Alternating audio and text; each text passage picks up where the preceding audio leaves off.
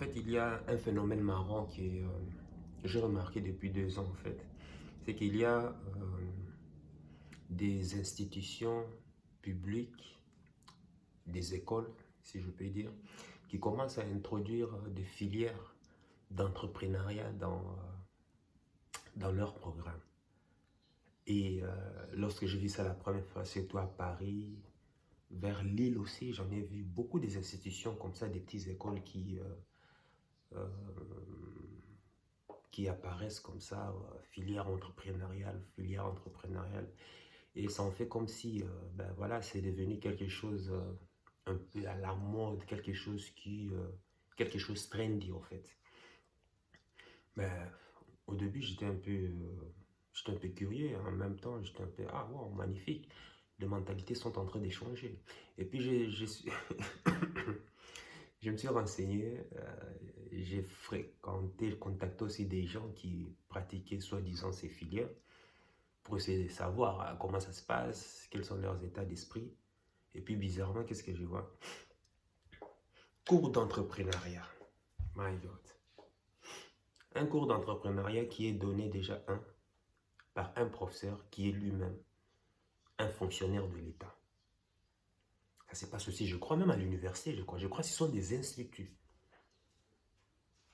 Donc, professeur d'université, un fonctionnaire de l'État ou professeur, je ne sais pas en tout cas, qui se permet à te donner des cours d'entrepreneuriat. Qu'est-ce que les élèves vont retenir? Je crois que c'est ça la plus grande sorcellerie en fait. Un professeur qui n'a même pas son entreprise, un professeur qui ne connaît même pas les réalités de ce que c'est un entrepreneuriat. En fait, beaucoup croient que l'entrepreneuriat ou être entrepreneur, c'est rouler sur une Rolls-Royce ou bien c'est la coulée douce, avoir la liberté de son temps, jouir de son, comment on appelle ça, jouir de sa liberté. Beaucoup croient que c'est, voilà, hein, ça tombe comme ça et puis on profite des bénéfices et autres. Et bizarrement, quand je me suis mis encore à analyser ces étudiants qui fréquentaient ces filières, enfin quand je dis analyser, c'est surtout essayer de sonder leur état d'esprit. Aïe, aïe, aïe, j'ai vite compris que franchement, un conseil, si tu entends une filière dans une école, entrepreneuriat toi, ou quoi que ce soit, fuis. Parce que c'est une bombe à retardement qu'ils sont en train de préparer. En fait, ce que tu ne sais pas, en fait, c'est qu'en fait, les États, les gouvernements savent que il n'y aura plus assez en tout cas, du travail pour tout le monde. Alors maintenant, qu'est-ce qu'ils sont en train maintenant de faire? Ils sont maintenant en train maintenant de pousser les gens à pouvoir entreprendre seuls, à pouvoir, comment on appelle ça, pousser les gens à pouvoir prendre leur vie en contrôle, leur vie entre leurs mains en fait. C'est ça l'astuce du gouvernement. Le gouvernement ne fait rien pour rien. Pourquoi est-ce que le gouvernement a besoin plus de brebis, a besoin plus d'esclaves? Mais le problème, il se rend compte que prendre soin, prendre en charge ces esclaves, parce qu'on a tellement dépouillé ces esclaves, et pour pouvoir prendre en charge ces esclaves, ça commence à devenir coûteux. Et maintenant, qu'est-ce qu'il faut faire? Il faut maintenant amener ces esclaves à pouvoir se former afin d'être libres. Et puis quand ils vont créer leur business, leur société, eh bien, qu'est-ce qu'on va faire? On va encore venir derrière, lui dépouiller encore avec les impôts. Parce qu'il faut savoir que ce sont les indépendants qui sont le plus taxés, hein. J'ai analysé, j'ai dit, mais ça, c'est incroyable. C'est incroyable, c'est vraiment du... En fait, c'est une bombe à retardement.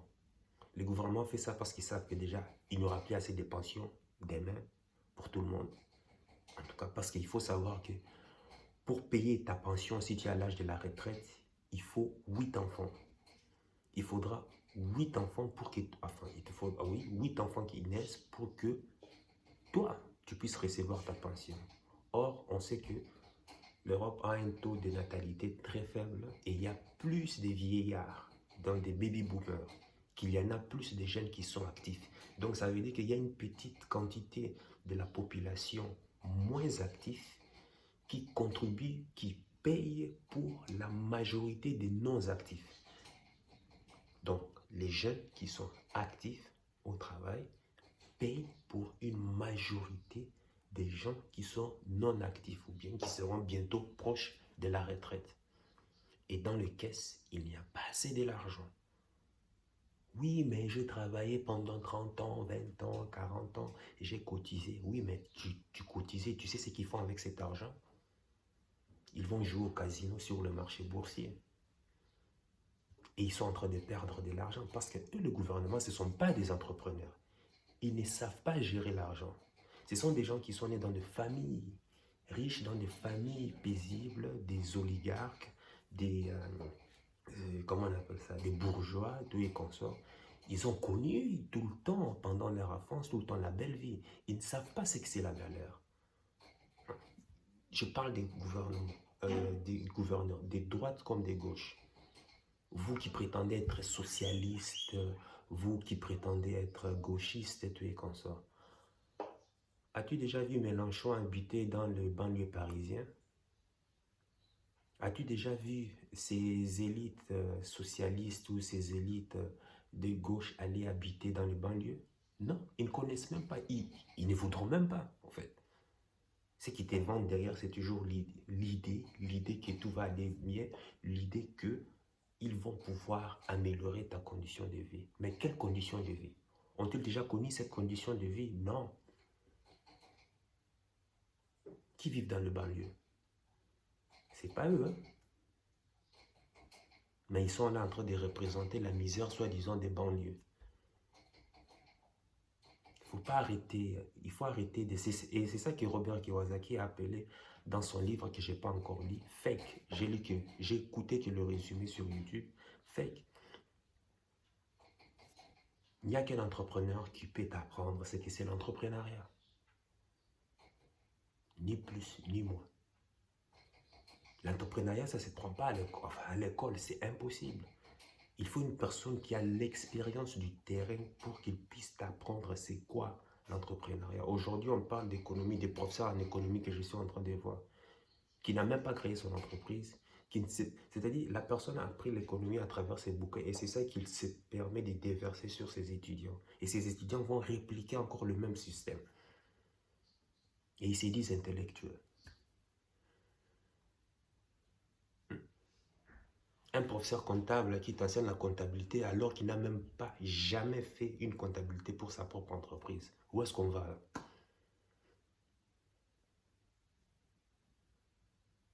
Et puis on va dire que ça, ce sont des experts. Et à tous ces aspirants qui disent que non, il faut être entrepreneur. Tu sais, l'entrepreneuriat, écoute, tant que tu ne dormiras pas à l'extérieur, tant que tu ne dormiras pas dehors, tant que tu ne connaîtras pas ce que c'est l'échec, tant que tu ne connaîtras pas ce que c'est la faillite, l'entrepreneuriat n'est pas fait pour toi. Voilà pourquoi j'exhorte vraiment les gens à pouvoir commencer par un système qui va leur permettre déjà de se développer personnellement, c'est-à-dire pour avoir l'état d'esprit d'entrepreneur et ainsi commencer à mettre en place des actions, des activités qui va te permettre à, comment on appelle ça, qui va te permettre à avoir tout ce dont tu veux. Mais quand je parle de développement personnel, tu te développes, mais en même temps, tu dois tuer la personne qui tu es. Parce que la personne qui tu es, c'est le résultat de toutes les mauvaises habitudes que tu as accumulées depuis des années, des mois et consorts. C'est ça que tu es là actuellement. Mais pour pouvoir passer ces changements-là, tu sais ce que ça va devoir demander comme sacrifice? Ah, ça on ne te dit pas. Hein, ça fait sens, hein, ça fait trendy quand on te dit développement personnel. Mais tu sais pas, dans le développement, ça veut dire qu'il faut d'abord tuer la personne qui tu es pour pouvoir créer la nouvelle version de toi-même. Et on s'étonne qu'il y a plus de 98% qui échouent. Je vais te dire, moi, pourquoi est-ce que l'entrepreneuriat n'est pas fait pour toi. Déjà, si, bon, il y a plusieurs raisons, mais en tout cas, moi, j'ai recensé, c'est par rapport à mon expérience, quelques éléments de base qui font que, comment on appelle ça, que l'entrepreneuriat n'est pas fait pour toi. Et je vais te dire, premièrement, si tu as besoin de motivation,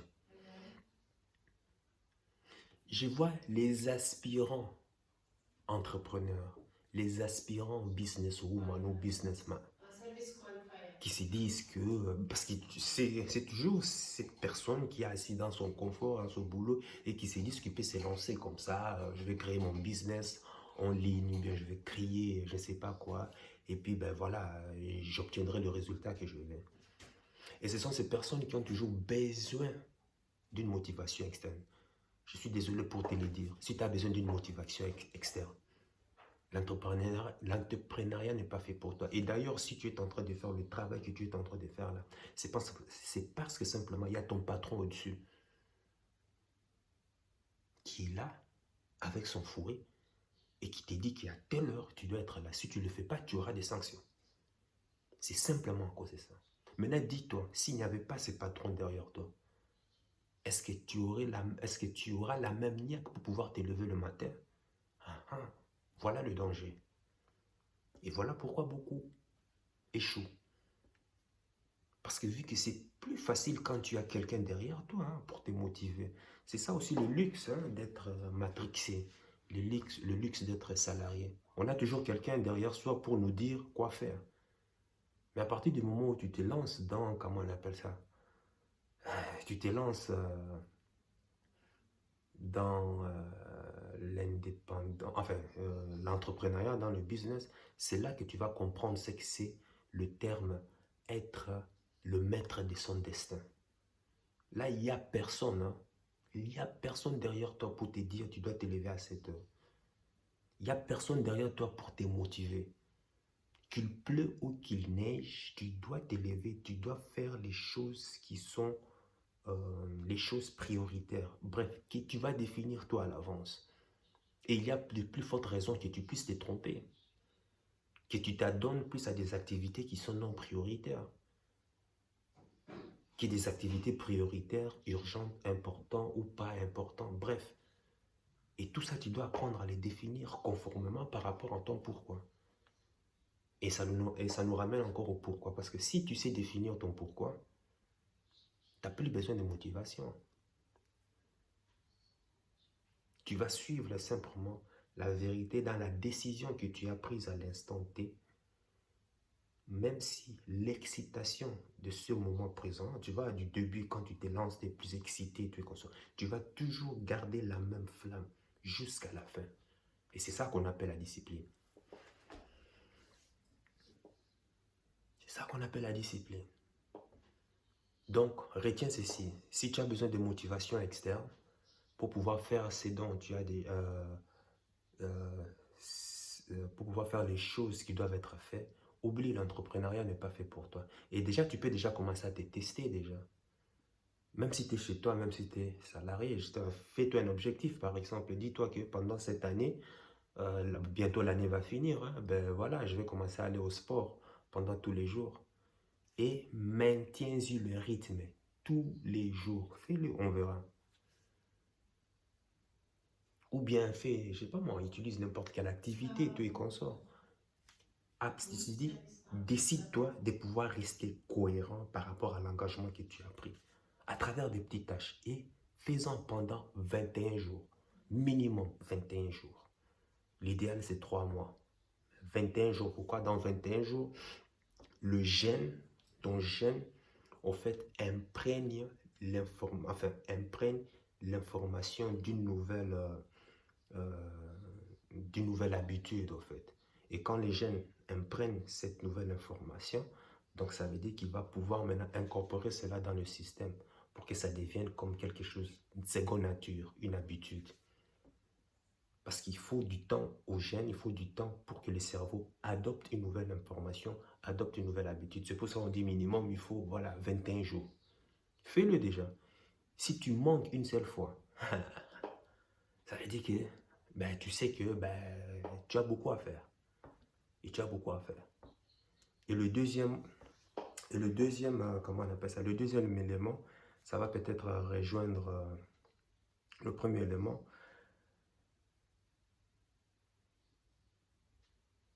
Les gens qui sont aspirants à l'entrepreneuriat, à pouvoir lancer le business, en fait, ils ont peur de la vente. c'est facile parce que je vois ça aussi, plusieurs, et ça, et je crois même que c'est le cancer même que je vois le plus de tous.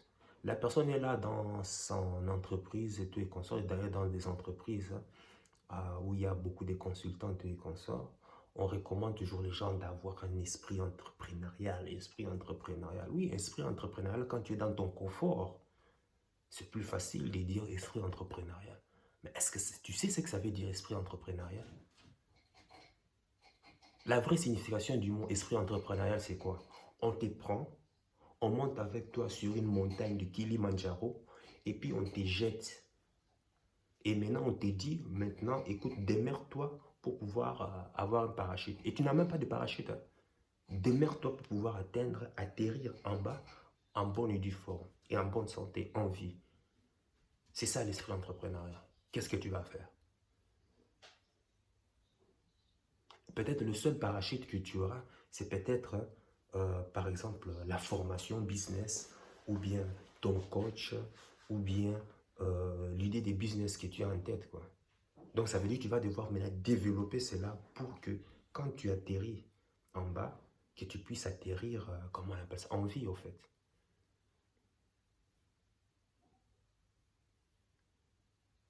Mais toi, tu es dans ton confort, à ton entreprise, et puis on te fait croire que il faut avoir l'esprit entrepreneuriat, il faut avoir l'esprit entrepreneuriat. Tu crois que parce que tu as pioché deux, trois personnes, deux, trois collègues, et ça te permet d'augmenter des bonus, et ça veut dire que, ben voilà, tu crois que, ah oui, je pense que moi, si je peux me lancer dans le business. Tu vois cette illusion? Et d'ailleurs, maintenant, je comprends pourquoi, lorsqu'il y a un de mes mentors qui disait que à tous ces aspirants-là, ce sont ça qu'on appelle les losers. Et ce sont sur ces gens-là qu'on base toujours les statistiques de 95%, 98% des gens qui se lancent dans les 3 ans, 5 ans font toujours faillite. Et j'en ai fait partie.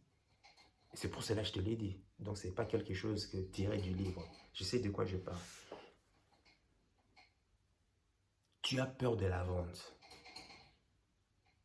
Donc les gens, en fait, tu crois que parce que tu es compétent, parce que tu sais faire quelque chose, donc forcément, tu peux te lancer dans, comment on appelle ça? Tu peux te lancer dans le business, tu peux te lancer dans l'entrepreneuriat. Ça ne marche pas comme ça.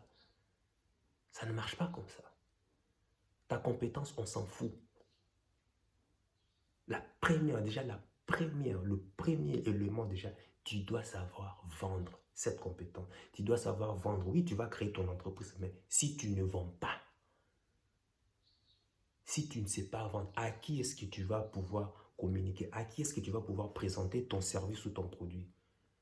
Certains, je me souviens d'une personne qui disait que oui, je dois d'abord me faire un petit réseau des personnes par-ci par-là. Si j'ai ce petit réseau, et puis là, je vais me lancer. Mon œil, ouais. Ouais.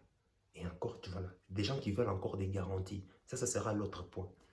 Les gens qui ils veulent toujours avoir des garanties avant de pouvoir se lancer. Ça veut dire que ce n'est pas fait pour toi. Quand tu veux te lancer dans n'importe quoi que ce soit, la première chose que tu dois apprendre, c'est la vente. Point barre. Parce que quand tu vas devoir vendre, et c'est là que tu verras que tu arrives sur le marché, tu verras qu'il y a la concurrence. C'est très serré. Et parce que c'est très serré, maintenant, tu vas maintenant voir comment est-ce que je vais me démarquer pour pouvoir offrir mes services, pour pouvoir vendre mes produits. Et c'est de là qu'est né le marketing. Voilà pourquoi tu vas devoir encore apprendre, encore avoir des compétences en marketing. Ce qui importe, ce n'est pas ce que tu vends, ce n'est même pas ce que tu proposes, mais ce sera plus l'idée que tu es en train de vendre. Persuader les gens à pouvoir acheter, à pouvoir s'offrir tes services. Bah oui, c'est comme ça. Troisième point, les gens qui veulent plus, comment on appelle ça, des garanties. Oui, j'attends quand j'aurai 2, 3, 4 clients, tous les consorts, et puis là, je vais me lancer. C'est là que tu sais que c'est déjà mort, en fait. Tu as besoin de garanties pour te lancer. Et généralement, ces gens ne supportent même pas des risques. En fait, c'est ça. Ces gens ne supportent même pas de risques. Mais je vois ça plein. Tu sais, j'ai comment on appelle ça? Je suis plombier et autre, Mais j'attends, tu vois, dès que j'ai au moins 5 4 clients, tout et consorts. Et puis, ben, voilà, je vais devoir me lancer, quoi, en fait. Et puis, je dis, mais ça va pas, Joe. Pourquoi attendre d'avoir 4 5 clients? Fais déjà une page, fais déjà un tunnel de vente. Et puis, fais une vidéo, fais-en la promotion déjà. T'as pas besoin d'attendre. Ouvre ta chaîne YouTube déjà. Commence déjà à parler de ce que tu fais au quotidien déjà. T'as pas besoin d'attendre 2 3 4 clients. Tu vois, encore, on en revient toujours au mindset encore. En fait, si tu as besoin d'avoir deux trois clients pour pouvoir te lancer, c'est que ce n'est pas fait pour toi. Oublie. Et c'est qu'on te dit avoir l'esprit entrepreneurial dans ton entreprise, tu es conscient. Oui, c'est parce que tu es protégé par un patron qui est là, une patronne qui est au-dessus, qui lui se charge de tout. Alors il vous encourage. En fait, il vous encourage à faire le travail qui est censé. Bon, oui, c'est normal. C'est le patron. Donc il est obligé de se dupliquer, quoi, en fait. Donc, il assure vos arrières et maintenant, il vous dit maintenant d'aller maintenant piocher d'autres clients. C'est tout à fait normal.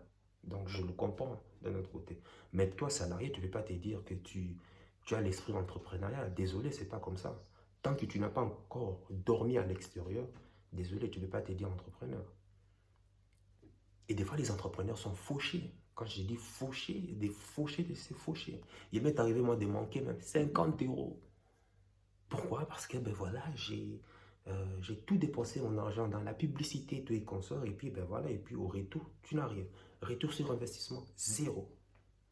Zéro. Comment est-ce que tu vas faire? Et bien là, maintenant, tu vas commencer à maintenant trouver, maintenant, créer des moyens, maintenant, trouver des moyens à travers le réseautage, comment faire pour pouvoir avoir, je sais pas, un petit 50 un petit 100 un petit 200 un petit 300 un petit quelque chose gauche à droite pour pouvoir m'en sortir. Et c'est là maintenant que tu vas mettre en pratique maintenant tout ce dont tu as appris sur la loi d'attraction. Parce que c'est facile de parler des lois d'attraction quand tu es assis dans ton confort, là, bien au chaud, bien abrité contre le vent et ses marées. Mais quand tu es dans la galère, tu vas penser à ça ou pas? Ah, ah, ah. Faut pas arrêter de prendre des gens pour des cons. LR, même le système le plus facile avec le business LR, où on te garantit, on te donne la sécurité d'un employé, la liberté d'un indépendant, la garantie d'un investisseur. Et puis si tu veux créer une entreprise, pas de problème, LR se charge de toute la structure juridique que tu peux construire ton entreprise avec les partenaires. On te garantit tous ces quatre éléments en un. Certaines personnes trouvent des excuses pour ne pas s'est lancé. Et ce sont ces mêmes personnes qui vont dire que, oh, moi, je vais ouvrir aussi ma boîte, je serai aussi indépendant par-ci, par-là. Je sais que c'est faux. Tu vas ouvrir, oui, il n'y a pas de problème, mais combien de temps tu vas durer? Si tu ne sais pas vendre, oublie. Oublie. Et pour savoir si tu es capable de vendre, tu es comme LR a une très bonne formation. Et cette formation, c'est sur le tas. Tu vas apprendre à un enfant comment vendre. Tu vas apprendre à un enfant comment être entrepreneur. Voilà, donne-lui des bonbons, donne-lui des frites, tout et consorts. Il doit les vendre à l'école. Et qu'il ramène chaque jour une recette. Et tu lui apprends comme ça des stratégies. Sans quoi, oublie. L'enfant n'incorporera jamais, jamais l'idée d'être entrepreneur. Il faut aller vendre. Il faut sortir de ta zone de confort. C'est ça le développement personnel. Parce que les gens ont peur, c'est ça, tu vois, c'est cette peur. La peur, la peur qui est en train de t'habiter, de pouvoir aller vers l'autre. C'est justement cette même peur que tu auras lorsque tu créeras aussi ton entreprise. C'est cette même peur qui te fera échouer. Pourquoi? Parce que toutes les décisions que tu vas commencer à prendre sera, comment on appelle ça, sera dictée par rapport à la sécurité que tu veux avoir. Or, l'entreprise a besoin de l'expansion. L'entreprise, c'est la liberté. Mais toi, tu prends des décisions dans le but de pouvoir rester dans cette sécurité. La sécurité et la liberté sont diamétralement opposées. Et tu vas pouvoir te lancer, tu vas commencer à prendre des décisions avec l'esprit des salariés. Et voilà pourquoi tu obtiens des résultats des salariés en état indépendant. Il faut arrêter d'essayer de prendre les gens pour des cons. Bon, naturellement, quand j'entends toujours ces aspirants, hein, ben voilà, tu t'étais simplement, hein, tu les écoutes, tu les réconfortes hein, dans leur démarche, dans leurs projets, voilà, tu les encourages, c'est tout. Mais en général, d'après les statistiques, moi je me base sur les nombres. Hein. La majeure partie du temps, tu sais que bon, dans 3 ans, 5 ans, la personne va revenir au début. Beaucoup reviennent au salariat. Tu vois. Troisième point que j'ai noté, c'est que voilà, tu ne supportes pas les risques. Voilà, si tu as besoin de garanties, ça j'ai déjà parlé. Et puis, les perfectionnistes. Tu veux toujours être perfectionniste. Ouf. Ah, ça, c'est incroyable. J'ai connu, c'est ça dont j'ai parlé dans une des vidéos, les arrogants. Les arrogants. Tu sais, quand tu te lances dans le business, rien ne doit être parfait, au fait. Je vois ça, c'est la mentalité francophone, de toujours corriger. Quand il y a une erreur d'orthographe, quand il y a une présentation qui est mal faite, quand il y a une erreur sur le produit, quand tu obtiens ton colis avec un produit ouvert, tu es consommateur, qu'est-ce qui se met à faire? Et c'est là, on commence à critiquer l'entreprise, on commence à critiquer le business.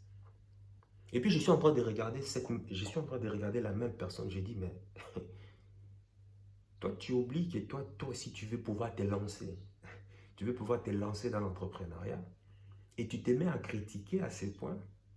C'est-à-dire, une autre personne qui s'est aussi lancée comme toi, tu te mets à le critiquer. Mais en gros, en fait, tu es en train de te critiquer toi-même. C'est ce que les personnes oublient, au fait. Ils veulent que tout soit parfait. Parce qu'à vouloir faire à ce que les choses soient parfaites, tu sais quoi? Tu n'arriveras jamais à rien. Et tu échoueras toujours. Parce que le coût de production te coûtera toujours plus cher par rapport à la vente de ces mêmes produits. Moi, quand je me suis lancé dans YouTube, est-ce que tu crois que j'ai attendu que, comment on appelle ça, que tout soit parfait? Non, j'ai commencé comme ça. On commence comme ça et puis on va apprendre avec le temps, il n'y a pas de problème. Et je m'améliore petit à petit. Je connais même une personne qui a trouvé une excuse parce que simplement il a voulu enregistrer, je sais pas, avec le business LR, elle a voulu enregistrer un client pour pouvoir avoir empoché 40% du, comment on appelle ça, euh, 40% de la marge commerciale dans sa poche. Mais qu'est-ce que l'administration fait? L'administration a enregistré le client comme client, comment on appelle ça, VIP, parce que l'administration estimait que ben, avec ces montants, c'est plus profitable pour la personne à long terme, je dis bien, à long terme, de gagner plus que simplement de se consacrer, comment on appelle ça, que de pouvoir avoir cette marge commerciale à l'instant T. Tu vois, la personne, c'est-à-dire, tu reçois, tu dis que bon, lui, il devient client, je gagne sur lui. Directement, boum, j'obtiens, comment on appelle ça, j'ai ma marge commerciale dans ma poche. Mais la personne oublie que, en faisant en sorte que cette personne devienne ton ou ta partenaire, à long terme, tu seras plus profitable. Et encore, ça rejoint le prochain point que les personnes voient toujours à court terme. Ce sont des personnes qui voient toujours le court terme. Ils ne voient pas le long terme, les conséquences à long terme. Et on trouve comme ça des excuses. Oh non, ça va, moi j'abandonne. Attends quand tu vas te lancer. Tu vas voir ce que c'est. Les critiques de tes clients, de tes partenaires. Et des fois même on ne te le dit pas. Tu sauras ce que c'est le monde de l'entrepreneuriat. La personne veut être perfectionniste mais dans tout. Ça n'existe pas. Tu vois, c'est ça. Voilà pourquoi on dit que le monde du salariat et le monde de l'entrepreneuriat, c'est diamétralement opposé. Tu ne peux pas empiéter le monde de l'entrepreneuriat avec le mindset des salariés. Dans le monde de l'entrepreneuriat, dis-toi que rien n'est jamais parfait. Tu as une idée, tu as déjà un produit minimum viable, tu le mets sur le marché. et puis on teste. Et c'est avec des problèmes. Et c'est ça aussi le prochain point. Tu dois savoir gérer les problèmes. Être entrepreneur, c'est gérer des problèmes au quotidien. Si tu n'aimes pas les problèmes, oublie. Les problèmes, c'est quoi? C'est que tu vas commencer à avoir des critiques de la part de tes clients.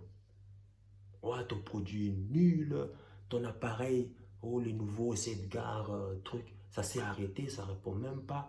On va commencer à te critiquer. Hein, hein, ah, pour tel prix, un prix aussi élevé, un appareil qui ne marche pas après quelques semaines, par-ci, par-là. Ben, l'entrepreneur, il a dit, ah bon, ça ne marche pas, ok, il n'y a pas de problème. Ok, l'entrepreneur va faire une liste, ok, pourquoi est-ce que ça ne marche pas? C'est quoi la nature du problème? Est-ce que tu vois? C'est quoi la nature du problème? Tu vas commencer à détailler, quel est votre degré de satisfaction par-ci, par-là, quel est votre ressenti, quelle est votre opinion. Il va noter tous ces datas. Et qu'est-ce qu'il va faire? Il va maintenant retourner pour améliorer encore le produit. Et puis venir proposer maintenant à la même personne qui s'est plaignée une offre irrésistible qui fera d'elle une personne satisfaite. Donc on marche toujours comme si tu n'es pas prêt à régler des problèmes, oublie. Oublie. Vaut mieux rester salarié. Honnêtement, je te préviens. Et même si tu veux créer des revenus complémentaires, ben écoute, tu peux créer, comment on appelle ça? Tu peux avoir des revenus complémentaires en faisant de la vente directe avec LR. Ça aussi, c'est possible. Chez nous, c'est une table de buffet. Tu veux de la vente, pas de problème. Tu veux des petits sous à côté, pas de problème. Il faut apprendre à gérer les problèmes. Il faut aimer les problèmes. C'est comme ça. Tu feras ta page, comment on appelle ça? Tu feras ta page produit et consorts et tu verras ben, les algorithmes, les robots, Google, Facebook, bam, on te cancelle. On te dit parce que tu n'as pas respecté euh, telle, euh, telle règle de la plateforme, eh ben, on t'élimine. Merde, il faut gérer ça. Comment est-ce que tu vas faire? Hein? Tu vas chialer chez qui? Il faut trouver des solutions. Et maintenant, dis-toi que le simple fait d'être là, de pouvoir déjà connaître déjà la nature du problème, tu as déjà perdu 3 heures du temps.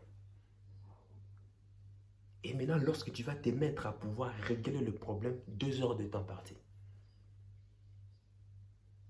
Et j'espère pour toi que tu vas trouver la nature du problème. Et si tu ne trouves pas, maintenant, tu vas maintenant commencer à penser et à aller trouver maintenant d'autres personnes qui ont connu le même problème. D'où, tu vois, l'avantage d'avoir le réseau. Là, tu as 1 heure de temps passé. Donc, en gros, une journée passée. Tu n'as pas vendu. Il n'y a rien qui est rentré dans ta poche. Tu es simplement en train, tu focuses pour régler tes problèmes. Alors que dans ces écoles, dans ces institutions, on enseigne que tout c'est la course douce. Ils sont en train d'enseigner l'entrepreneuriat avec le mindset des salariés, où on te dit que non, il faut toujours avoir un minimum de garantie. Il faut toujours avoir un minimum de sécurité avant de pouvoir tester une idée. Ça va pas. On prépare les gens déjà à l'échec déjà. On prépare les gens déjà à la faillite. Avant même qu'ils ne commencent. Ça m'a fait rire, ça.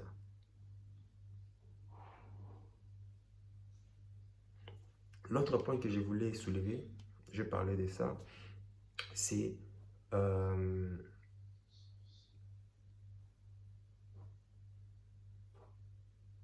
le fait, comment on appelle ça? Attendre, bon c'est ça, j'en ai un peu parlé. En fait, attendre que tous les éléments se réunissent pour pouvoir se lancer. Il n'y a jamais de bon moment. En fait, tu vois que tous les points sont quand même reliés. Il n'y a jamais de bon moment. Le bon moment, c'est l'instant T là. Commence dès maintenant. Et puis tu vas pouvoir peaufiner avec le temps. Les gens préfèrent attendre que tous les éléments se réunissent. Les gens préfèrent attendre que de finir, comment on appelle ça? Les gens préfèrent attendre de finir, de lire complètement ces livres pour pouvoir, ah oui, maintenant j'ai compris comment ça va. Non! Déjà, dès la première page, dès que tu finis de lire la première page, eh bien, commence déjà à mettre en pratique, déjà. Commence déjà par te lancer. Et ils sont là. Ils sont là, attendent que tous les éléments soient réunis. Tu vois, ça encore, c'est beaucoup croient que c'est... En fait, déjà, pourquoi est-ce que beaucoup quittent le salariat? C'est pas ça. Ils sont à la recherche de la liberté. Et la liberté, la chaîne ici, le fondement numéro un de cette chaîne, c'est la liberté. J'ai dit bien absolue. Absolue. Mais quand je parle de liberté absolue, ça aussi le revers de la médaille. C'est que personne n'est derrière nous pour pouvoir nous dire quoi faire. Ça veut dire que quand malheur nous arrive, on est responsable de tout ce qui nous arrive. Je dis bien tout. Tout. Et c'est le prochain point. Être responsable, être la cause. Embrasser la cause de tout ce qui t'arrive. Mais tu verras ces aspirants entrepreneurs ou entrepreneurs, toujours c'est morfondre dans la victimisation. Toujours, même dans la vie privée, dans la vie des couples, relations, tout et consort. Toujours dans la victimisation. Un jour, je conseillais à un ami, je lui dis, bon, c'est un salarié, hein, il travaille en tant qu'écariste, tout et consort. Bah, il s'est plaint de son patron, il s'est plaint de son manager qui est en train de lui mettre les bâtons dans les roues parce qu'il a bien envie d'évoluer, il a bien envie de grimper comment on appelle ça, l'échelle de carrière et tout consort, mais c'est son manager qui lui met les bâtons dans les roues. Euh, je lui ai dit simplement que si tu n'arrives pas, ce n'est pas à cause d'eux, c'est simplement parce que tu n'as pas encore le niveau. C'est tout. Mais comment ça? Je lui ai dit, c'est parce que simplement tu n'as pas encore le niveau. Oui, mais ce manager, il est jaloux, il voit bien que je suis, comment on appelle ça, je suis compétent, il voit bien que j'ai plus de talent, tout et consort, mais il a l'impression que si je passe avant lui et que, ben, comment on appelle ça, mes qualités vont ressortir ses défauts à lui, donc il risque d'être recalé, en plus, dans quelques années, il va aller à la pension. J'ai dit non, c'est simplement parce que tu n'es pas encore compétent, parce que tu n'as pas besoin de lui pour pouvoir gravir les échelons. Je lui conseille, je lui dis, écoute, si tu penses que c'est ce manager, parce que de toute façon, c'est ton supérieur, tu dois en faire ton allié. Lorsque tes autres supérieurs le critiquent devant ta présence, tu dois prendre sa défense. Tu vois, et c'est là maintenant entre en jeu maintenant la stratégie. Tu vois, c'est-à-dire, toi, lorsque tu te retrouves devant le patron, tu dois parler. Même s'il il est crado, même si c'est un emmerdeur, tu es conscient, mais parle toujours du bien de lui devant tes patrons. Toujours du bien de lui. Et en plus, pour pouvoir lui jeter des fleurs, dis à tes patrons ou bien à tes supérieurs que tout ce que tu as appris là actuellement, c'est en grande partie à cause de ton manager. Tu sais pourquoi? Parce que les gens parlent. Ceux-là vont entendre ça. Tes mots vont atteindre ses oreilles. Ça va lui parvenir. Parce que dans les entreprises, dans l'école, les gens parlent toujours. Et quand il va attendre ça, il sera lui-même stupéfait. Il sera ébahi. Il dit waouh! Mais ce gars-là, il est formidable. Et tu sais quoi? C'est lui-même qui va te laisser. C'est lui-même qui va t'ouvrir. C'est lui-même qui va t'ouvrir même les portes, en fait. Qui va commencer à t'encourager. Donc, c'est une question de stratégie. C'est pour ça que je t'ai dit que ce n'est pas lui. Même s'il te déteste, il n'y a pas de problème. Je te dis, ne parle pas en face de lui, mais derrière lui. Lorsqu'il n'est pas là, lorsque tes autres collègues sont en train de parler mal de lui, essaie toujours de le défendre. Essaie toujours de parler bien de lui. Tu verras dans quelques mois. Retournement de tambour. Et vous savez quoi? Et comme par hasard,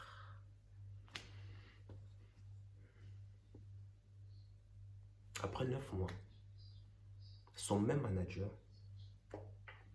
la société pour là où mon ami est en train de travailler, en fait, le patron a ouvert une nouvelle filiale au Portugal. Et tu sais qu'ils ont mis comme représentant son manager a recommandé à son patron de lui prendre lui pour qu'il aille représenter, pour qu'il soit le représentant de la nouvelle filiale au Portugal. C'est son manager. Pourtant, c'est un poste aux responsabilités là. Son manager a recommandé à son patron, non, il faut lui prendre lui, il est compétent. salaire élevé, comment on appelle ça, carte, avec carte de carburant, tu es qu'on soit partir des sociétés, tous ces genres de trucs. Ben, en tant qu'écariste, hein,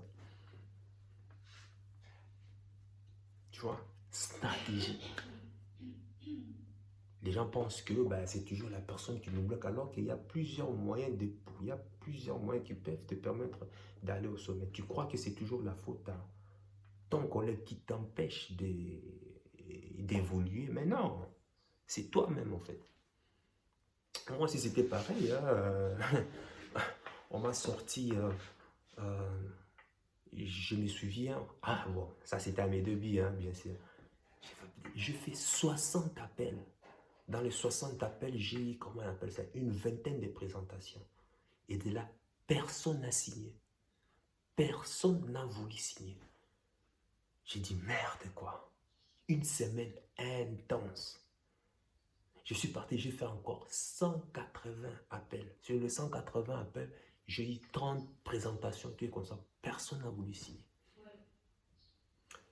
J'appelle mon leader au plein, je lui dis, franchement, il faut vraiment m'aider, hein, parce que là, j'ai l'impression que ça ne va pas là. Hein. J'ai l'impression que je porte, comment on appelle ça, que j'ai la poisse, tout est comme ça. Vous savez ce que mon leader me dit? Ben, c'est parce que tu es incompétent, que tu n'es pas encore capable. Retourne, va encore, comment on appelle ça, va encore faire plus. Tu dois encore faire mieux. Maintenant, dis-moi, si une personne normale entend ça, qu'est-ce qu'il va dire? Il va se fâcher, n'est-ce pas? Tu attends de ton leader au plan qui te supporte et tu es consort, mais il te dit que c'est parce que tu es encore incapable. Dis-moi, comment est-ce que toi, tu vas discerner ces messages? Il te dit que c'est simplement parce que tu ne fais pas mieux. Pourtant, moi, j'avais l'impression, à mon niveau, que j'avais fait le maximum. Il te dit que non, tu n'as pas encore fait mieux. Va faire plus, retourne. Mince, quoi. J'étais là, je regardais, mais j'ai dit, mais lui, il s'est foutu de moi, quoi. Comment est-ce possible, ça? Il se rend compte comment est-ce que je suis en train de me donner à fond ou pas? Ça, c'est une personne normale, hein, qui va se dire ainsi. Mais en réalité, il vient de me donner une grande leçon de vie. En développement personnel, en fait. Une grande leçon de vie. Que tu es le responsable, à 100% responsable de ce qui t'arrive. Si tu veux être le maître de son destin, enfin de ton destin, prends-en cela en considération. Si tu n'as pas de résultat, c'est simplement parce que tu ne fais pas assez. Retourne, apprends de tes erreurs et puis essaye de pivoter, changer de stratégie. Simple, point barre. Et je ne te cache pas, depuis ces jours, oh,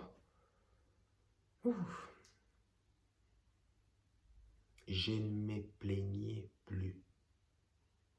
Enfin, c'est grâce à elle, hein, de toute façon. En tout cas, je ne me plaignais plus. J'ai de la conviction, bien sûr, quand quelque chose arrive, de manière, enfin, un résultat qui arrive indirectement ou directement, j'ai de la conviction. J'ai dit, oui, il y a ceci, il y a cela, il y a cela, il y a cela.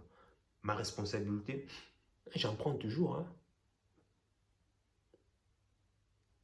Je porte toujours la croix de ma responsabilité. Toujours, toujours. Parce que si un résultat ou une situation s'est produit, c'est parce que mon énergie est là. Même si ma présence n'est pas là, mais le fait que mon énergie soit en synergie avec les gens autour de moi, ben, il contribue aussi.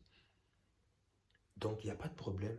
Je suis en train de travailler pour m'améliorer davantage. Voilà. Mais je sais que je vais arriver. Je sais que je vais arriver.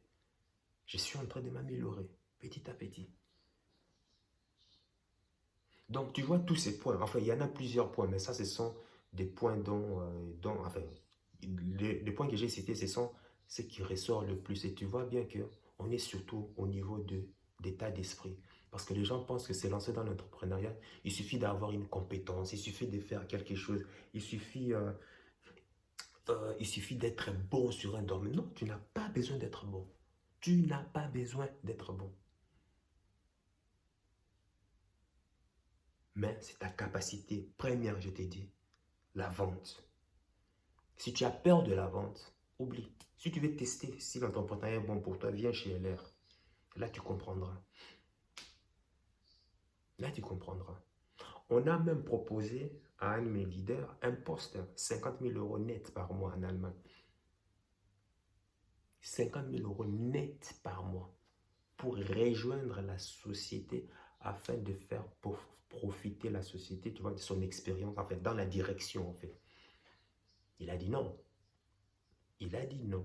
Aujourd'hui, si toi, on te proposait 50 000 euros, qu'est-ce que tu allais faire? Lui, il a dit non. Parce que pourquoi? Sa liberté est plus importante, en fait.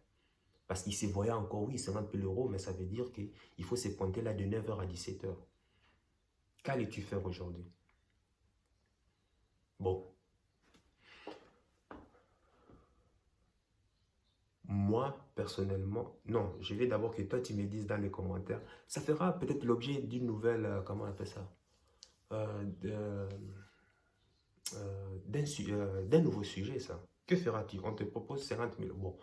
Bon, lui, c'est top, top. Tu vois, bon, disons qu'on te propose 10 000 euros par mois. En tant que, voilà, tu dois travailler, tu dois bosser pour une personne. Que feras-tu? Reste honnête, hein? 10 000 euros par mois, contrat CDI, hein? Et tu dois aussi respecter tes engagements. Tu as des devoirs et puis tu as des droits. Que vas-tu faire?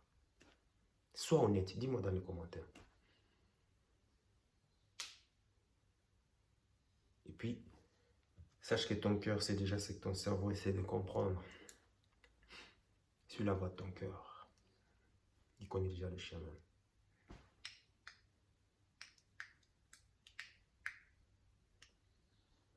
Peace out.